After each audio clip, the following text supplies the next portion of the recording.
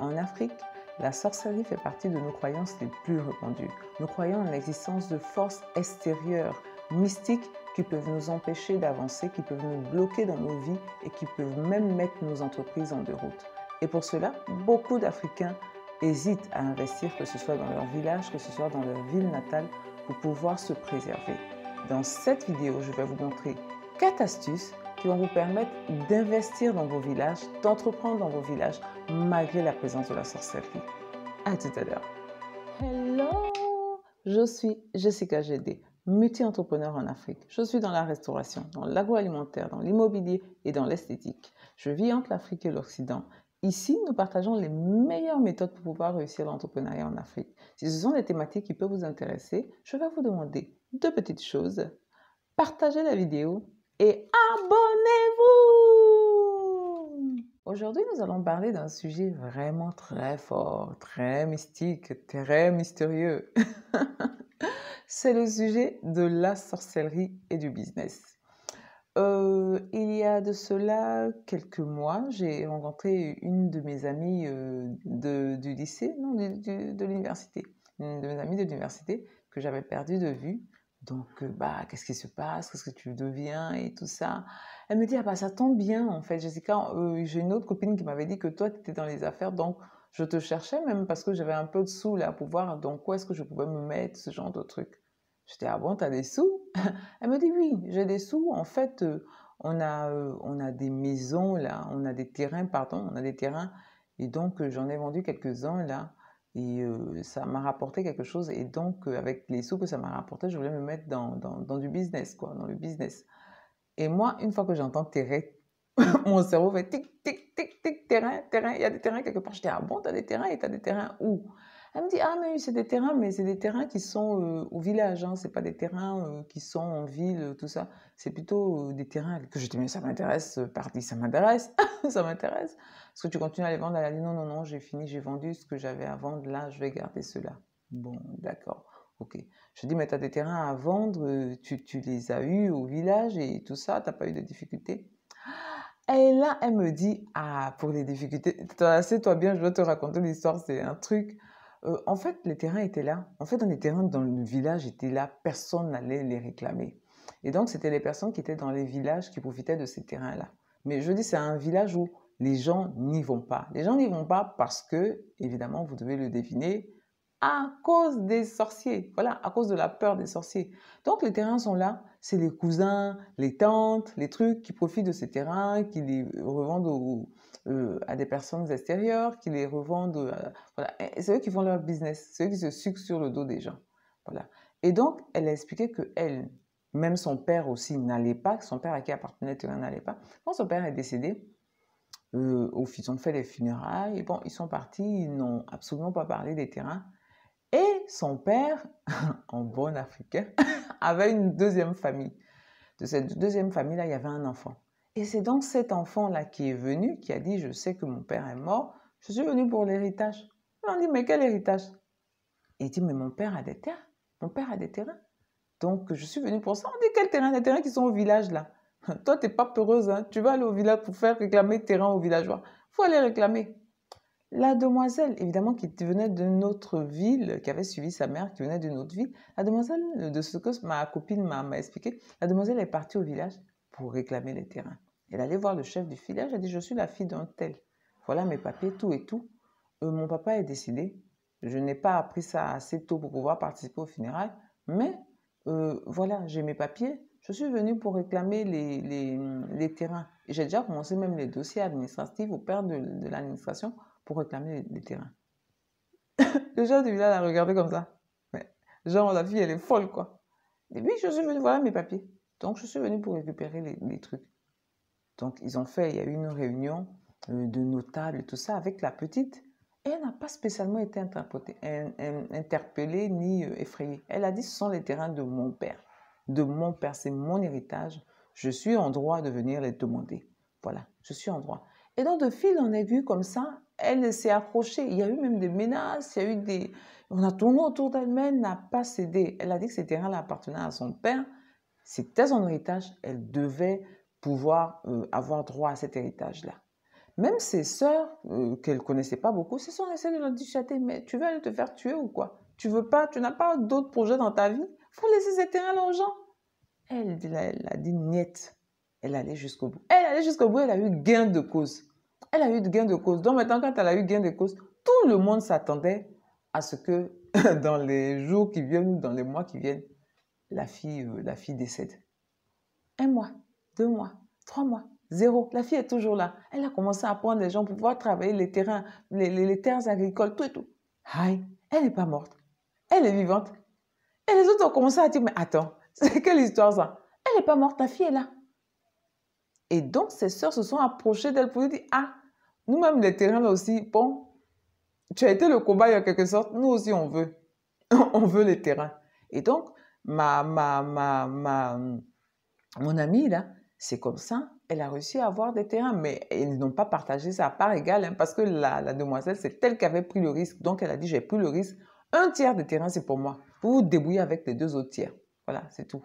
Vous vous débrouillez. Et puis, les autres, ils ont accepté parce que, bon, puisque eux-mêmes, ils ne comptaient même pas sur ces terrains-là. Ils comptaient même pas sur ces terrains. Et c'est comme ça qu'elle, elle a pu avoir ces terrains-là. Cette histoire-là est une histoire qui est très parlante, je pense, pour beaucoup d'Africains. Que ce soit des Africains en Afrique et que ce soit des Africains hors d'Afrique. Yes, l'Afrique et ses mystères. Moi, quand j'étais très jeune, j'étais vraiment du genre à ne pas croire à tout ça. Vraiment. Peut-être c'était en réaction au fait que mes parents étaient très religieux et donc je repoussais tout ce qui était mysticisme, tout ce qui était religion, etc., etc. Mais en prenant de l'âge, en grandissant, j'ai commencé à comprendre que la religion n'était pas forcément quelque chose de mauvais. Si elle était bien, si elle était bien encadrée, si elle permettait d'avancer, si elle permettait de faire des choses intéressantes.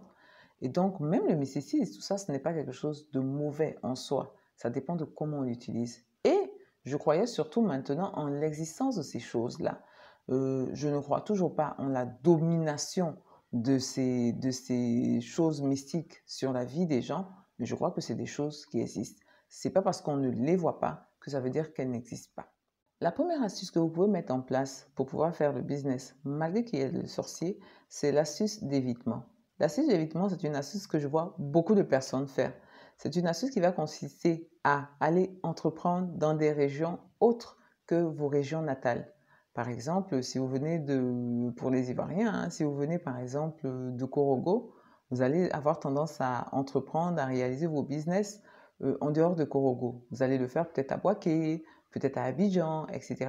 Vous allez le faire en dehors de tout lien familiaux, surtout les parents éloignés. Il va être même question que vos parents éloignés ne soient même pas au courant que vous êtes dans le business. Ça va être une astuce, vous allez être sous couverture. Voilà, vous allez vraiment travailler sans bruit, vous allez travailler à la périphérie et personne ne va être au courant que vous faites telle ou telle chose. Tout ça, c'est pour ne pas être dans le viseur, vous pensez, des sorciers, des personnes qui ont des mauvaises intentions en votre égard. Cette astuce-là, je vois que beaucoup d'Africains la pratiquent. Voilà. Beaucoup d'Africains ont tendance à ne pas aller investir dans leur village ou dans leur ville natale pour pouvoir justement éviter avoir des attaques en guillemets, d'être en prise avec la sorcellerie. Voilà. Ils emploient beaucoup l'astuce de l'évitement pour pouvoir justement être safe malgré les entreprises qu'ils sont en train de mettre en route. Pour moi, c'est une astuce que je trouve pas très intéressante, même si beaucoup de personnes la font, parce que, bon, ben, est-ce que la sorcellerie, c'est loin des yeux, loin des attaques? Est-ce que le fait que vous soyez à l'extérieur empêche les sorciers de pouvoir vous faire du mal, de pouvoir vous faire des choses simplement parce que vous n'êtes pas à 2 kilomètres d'eux? Est-ce que ça, c'est vraiment pertinent? Moi, j'aimerais que les gens mettent, mes valeureux, que vous mettiez en commentaire ce que vous pensez de ça. Est-ce que la sorcellerie, la distance est un frein pour la sorcellerie? La deuxième méthode, la deuxième astuce pour pouvoir entreprendre malgré les sorciers, malgré la sorcellerie, c'est la méthode dite du kamikaze. Le kamikaze, c'est quelqu'un à la base déjà qui ne croit pas à la sorcellerie. Voilà, il est comme moi quand j'étais jeune. C'est quelqu'un qui ne croit pas en la sorcellerie. Il pense que c'est des conneries. Il pense que c'est du mentalisme de masse, de mal, pardon. C'est une façon de vous influencer. Voilà, c'est des choses qu'on vous met dans la tête. Ça n'a pas de preuves ni factuelles, ni personne n'a jamais vraiment vu un sorcier. Voilà, on pense toujours qu'il y a des sorciers. Ce sont des croyances. Voilà, c'est tout. Ce sont des croyances. Donc, ce n'est pas vrai. Donc, lui, quand il a à entreprendre, il entreprend où il veut. S'il a des terrains au village, il va réclamer ces terrains-là sans aucune peur, sans être effrayé, sans se laisser intimider par un quelconque vieux qui va le regarder de travers. Il ne croit pas en ça. Il s'est auto-persuadé que c'est un truc qui n'existe pas. Et donc, dans la fête, c'est quelque part, c'est une force, le fait de t'auto-persuader que ça n'existe pas. Voilà. Puisque tu ne crois même pas en son existence, à mon sens, tu as vraiment beaucoup de mal à pouvoir donner flanc ou à pouvoir prêter le dos à une attaque quelconque. Voilà. Donc, la méthode du kamikaze, c'est une méthode où la personne ne fait pas dans la dentelle, il fait ce qu'il a à faire et vos histoires de sorcellerie, là, il n'est pas dedans. De toutes les façons, il y a une anecdote qu'on dit beaucoup ici.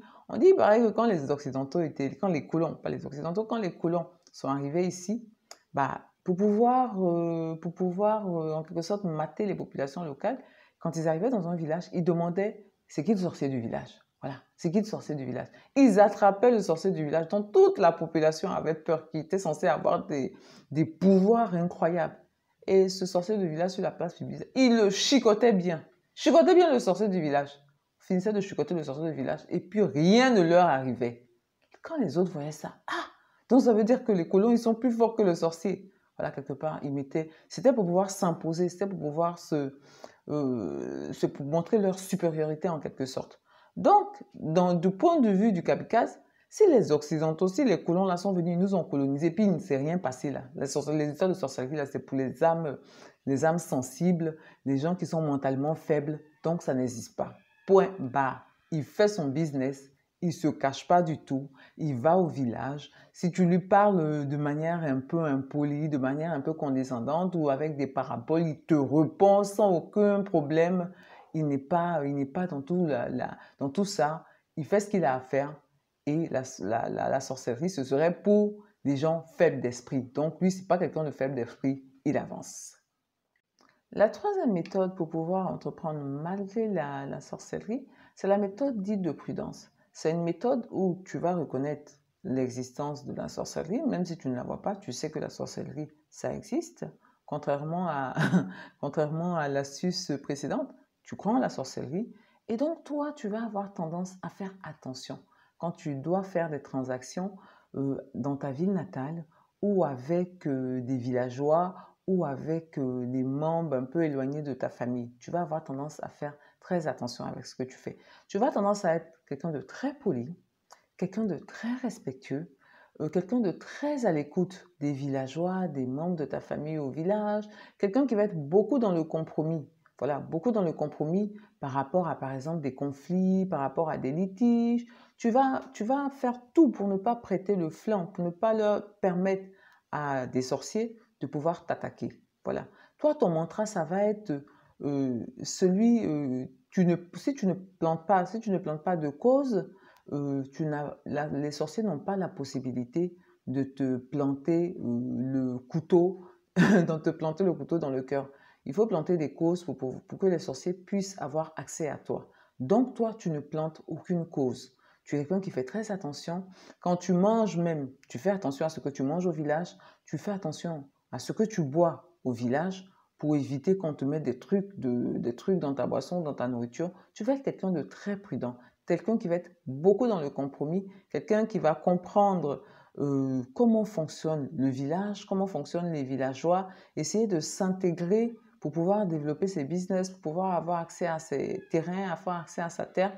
Tu vas être quelqu'un qui va être très cool, très lisse, qui va vraiment se fondre dans le décor, qui va faire corps même avec ce village-là pour pouvoir investir, pour pouvoir entreprendre. C'est une méthode, à mon sens, qui peut être pas mal. C'est une méthode qui peut être pas mal. En tout cas, il y a beaucoup de personnes qui font cette méthode-là également, des personnes qui sont vraiment à l'écoute des villageois et qui font tout pour ne pas entrer en conflit avec les villageois, pour ne pas entrer en conflit avec les membres de leur famille qui sont dans les villages pour ne pas prêter le flanc à une quelconque action de sorcellerie.